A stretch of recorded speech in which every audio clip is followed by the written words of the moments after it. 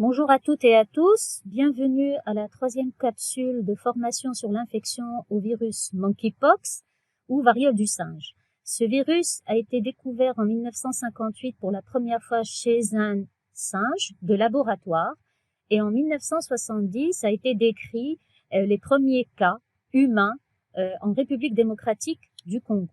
Par la suite, les progrès scientifiques ont permis la première mise sur le marché du premier vaccin en 2007, avec l'arrivée en 2019 du deuxième vaccin.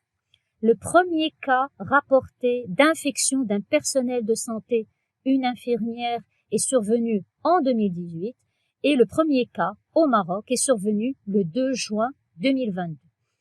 Depuis 1980, la variante humaine du virus de la variole ou smallpox a été éradiquée en 1980 grâce au progrès de la vaccination qui depuis a été arrêtée. Actuellement, moins de 25% de la population mondiale est vaccinée ou immunisée contre le smallpox ou le monkeypox.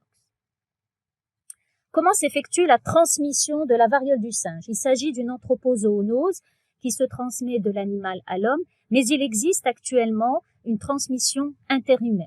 Cette transmission survient par l'intermédiaire de gouttelettes respiratoires à l'occasion d'éternuements, de la parole par émission de postillons et surtout en contact prolongé en face à face avec une personne infectée.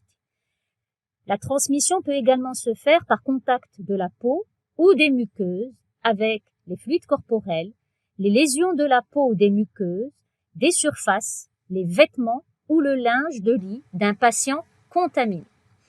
Il est également décrit une transmission verticale materno-fœtale.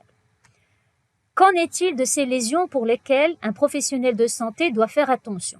Elles peuvent être minimes, voire généralisées sur tout le corps, mais elles concernent principalement le visage, la main, les paumes et ainsi que les plantes des pieds. On constatera également que certaines parties génitales peuvent également être atteintes. Et cela nous permet en fait de définir quels sont les cas probables ou confirmés de la variole du singe. Un cas probable est défini selon le plan national de surveillance et de riposte comme une éruption cutanée, fébrile, siégeant particulièrement dans les zones précédemment décrites, qu'il y ait ou qu'il n'y ait pas d'adénopathie ou de signes respiratoires. Il doit s'y associer un contact avec un cas confirmé dans les 21 jours précédant les symptômes ou la notion d'un retour de voyage d'un pays où sévit le virus monkeypox, que ce soit sous forme endémique ou où il y a eu des cas déclarés.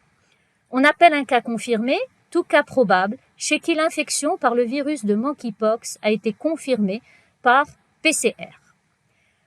En pratique, le patient est hospitalisé en fonction de l'évaluation médicale. Cette hospitalisation s'effectue en une chambre dédiée. Il faut alors respecter des conditions d'isolement afin d'appliquer les soins. L'équipe de prise en charge doit donc maîtriser les précautions standards de contrôle de l'infection. Au cours de l'hospitalisation, le personnel de santé veillera à porter un équipement de protection adapté. Celui-ci comprend un masque FFP2 ou FFP3, des lunettes, une blouse jetable à manches longues hydrofuge, ainsi que des gants. Il veillera également à se laver fréquemment les mains à l'eau et au savon et à utiliser la friction hydroalcoolique. 3 situations sont décrites en fonction du contact du personnel de santé avec un patient porteur du virus de la variole du singe. On appelle un contact à risque faible lorsqu'il s'agit d'un personnel de santé qui, portant un équipement de protection, a pris en charge un patient porteur de monkeypox. Il s'agit également d'un professionnel de santé qui est impliqué dans la prise en charge d'un cas de la variole du singe qui, ne portant pas l'équipement de protection approprié, est resté à une distance entre 1 mètre et 3 mètres et sans aucun contact direct avec des objets contaminés ou des fluides corporels. répond également à cette définition de contact à risque faible tout personnel de laboratoire de niveau de sécurité 2 ou 3 qui, portant un équipement de protection standard, a manipulé des échantillons liés à un cas de monkeypox. Il s'agit également de toute personne chargée de la décontamination des chambres ou un cas confirmé à séjourner tout en portant un équipement de protection approprié. Dans ces cas-là, aucun auto-isolement n'est indiqué et il s'agit de respecter les mesures d'hygiène. Qu'appelle-t-on un contact à risque modéré? Il s'agit en fait d'un personnel de santé qui a été exposé sans protection à un patient porteur du virus de monkeypox. C'est également le cas lorsqu'il a eu un contact direct avec les fluides corporels ou du matériel potentiellement infectieux sans qu'il y ait de lésions au niveau de sa peau.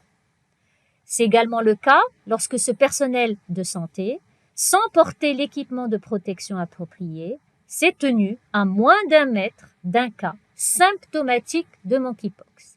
Il est à rappeler que les patients asymptomatiques porteurs des virus de la variole n'entraînent pas d'infection chez les soignants. À ce moment-là, l'auto-isolement n'est pas indiqué, cependant, une restriction de contact est nécessaire entre ce personnel de santé et les personnes immunodéprimées, les femmes enceintes ou allaitantes, ainsi que les enfants de moins de 8 ans. Il est aussi nécessaire de continuer à respecter les mesures d'hygiène. Le risque est considéré comme élevé en cas de contact direct non protégé ou un contact avec l'environnement d'un patient symptomatique porteur du virus de monkeypox. C'est également le cas lorsqu'on a eu une blessure causée par une aiguille usagée ou un objet tranchant qui a été en contact avec un patient symptomatique porteur du virus de la variole du singe. La conduite à tenir est essentielle, en particulier respecter l'auto-isolement obligatoire pendant 21 jours à compter de la date du dernier contact. L'arrêt de travail est systématique. Il est interdit de voyager et il s'agit aussi d'éviter le contact avec les personnes immunodéprimées, les femmes enceintes ou allaitantes, ainsi que les enfants dans la mesure du possible. Le respect des mesures d'hygiène est particulièrement essentiel. Merci de votre attention.